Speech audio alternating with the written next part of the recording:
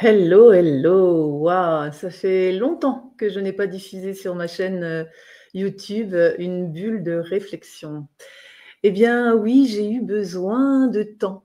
Il y a eu des changements dans ma vie, des changements choisis, donc moins difficiles à vivre que des changements subis, bien sûr, mais j'ai eu besoin d'intégrer, de prendre, le temps de me poser et j'ai eu cet appel, du rien. Je ne sais pas si vous avez fait cette expérience du rien. Mmh. Ce n'est pas ne rien faire. Faire rien, c'est en conscience, être là, présente à tout ce qui se présente et ça fait du bien. C'est quelque chose, d'apaisant si on se l'autorise. C'est, faire l'expérience du vide aussi. Mmh. Ne pas toujours être entouré. Faire l'expérience de la solitude. Faire l'expérience du silence. C'est très nourrissant. Parce qu'en fait, ça nous permet de se reconnecter à notre créativité et la créativité, on en a tous. Sauf qu'on peut passer à côté. Si on est tout le temps dans le brouhaha du faire, le brouhaha des pensées. Accepter de faire, rien. De se laisser porter, de se laisser guider, par l'intuition, par l'envie du moment. Sans être obligé de créer, de faire, de parler, de bouger. Juste, être dans le moment là, dans le rien, dans le vide, dans le silence. C'est très ressourçant en fait et très apaisant. Mais c'est pas ce qu'on nous invite à faire, en général puisqu'on est très sollicité dans la vie et c'est pas facile, de se connecter à ça. Alors ici, j'ai envie de faire l'éloge de ça parce que j'ai eu cet appel et je sens que du coup, il y a plein d'idées qui émergent.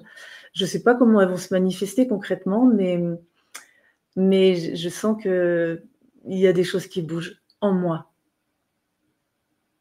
Que les idées, elles sont là à profusion et que si j'étais restée dans, le faire, absolument, c'est-à-dire, peut-être faire des bulles de réflexion parce que j'avais l'habitude de les faire, d'être dans les habitudes quoi, en fait, eh bien, on peut passer à côté de notre, de ce qui émerge, de notre créativité. Donc, je vous demande pas de me croire, je trouve que c'est une belle période pour moi où, ça infuse, c'est surtout ça. Ça peut être très inquiétant, très angoissant, parce qu'on sort du connu.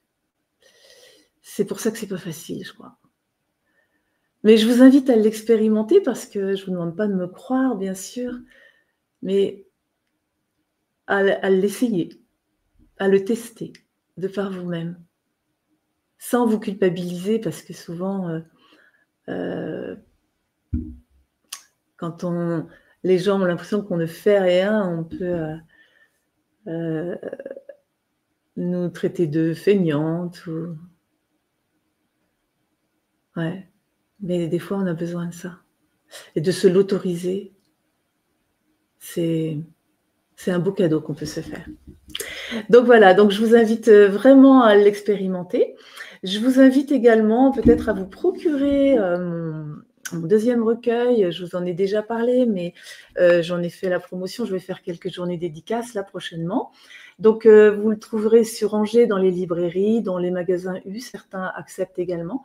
Je ne l'ai pas diffusé il n'est pas accessible dans toutes les librairies de la France parce que j'ai remarqué que quand il passe par la plateforme France Distribution, mes illustrations qui sont parfois très colorées, ne sont pas aussi belles et ça m'embête.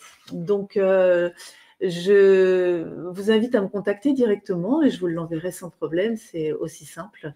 Et du coup, c'est le recueil de mes prises de conscience, hein, c'est toujours le même principe que mon premier recueil, sur le chemin de ma vérité d'âme à âme, parce que le premier c'était sur le chemin de mon éveil, parce que j'étais au début de mon réveil, et là vraiment je me suis connectée à qui je suis vraiment, et je me suis autorisée à devenir l'être que je suis. Donc je vous invite à vous le procurer.